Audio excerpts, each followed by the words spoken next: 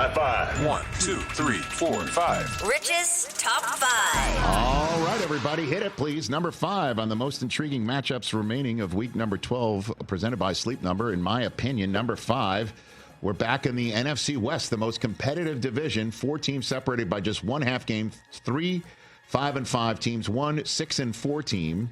So they're separated by a full game, pardon me. Cardinals and Seahawks. Cardinals coming off their bye, winning 4 in a row. Seahawks coming off that big win in San Francisco or Santa Clara. Here we go. Let's see how Geno follows it up.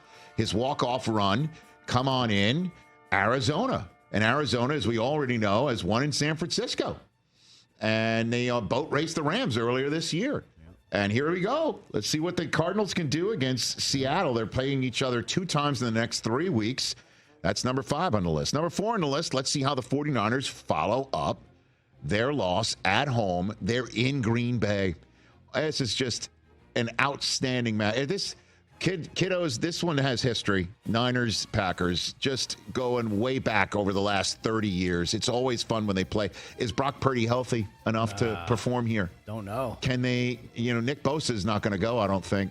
And they're banged up, and they're going to Green Bay, and the Packers going to 8-3 would be significant, sending the Niners to 5-6. I've been very sunny disposition on the Niners, thinking that by this point they would get healthy and put a foot in the ground and start winning games and go on a run. I'm genuinely concerned unless they come up with one that a lot of people aren't expecting from the defending NFC champs. That's number 4 on this list. Number 3 on the list, the Vikings at the Bears. The Bears have lost 4 in a row. If you had told me when they were strolling off that field in Tottenham Hotspur that they were going to win a game for another month, I'd have been like, get out of here.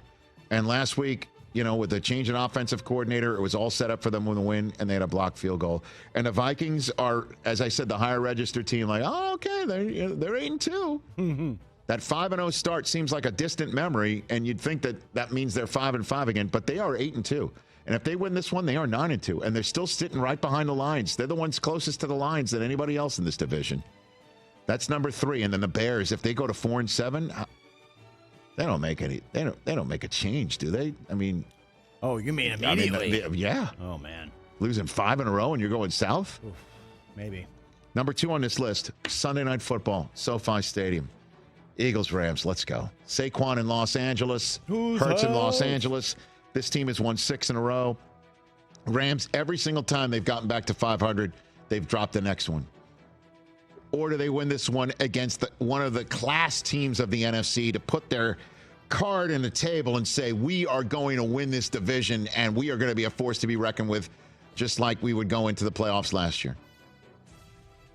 Can't wait. That's a Sunday nighter. And then number 1, just change the paint. Folks in SoFi are going to be busy Sunday night and a Monday, the Har Bowl. Ravens and Chargers. Ravens coming off of that loss that they just suffered. The Ravens coming off of that loss at Pittsburgh, and now they're taking on a Chargers team that has won 4 in a row. Jim versus John.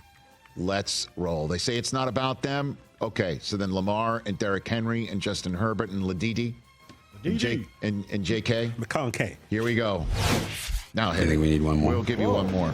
All right, I'll give you one more. I figured you had to put Dallas Washington out there. No. Let's go. No. They're the number 1 team in football. Oh, okay. Well, taking on the Colts indoors in Indianapolis.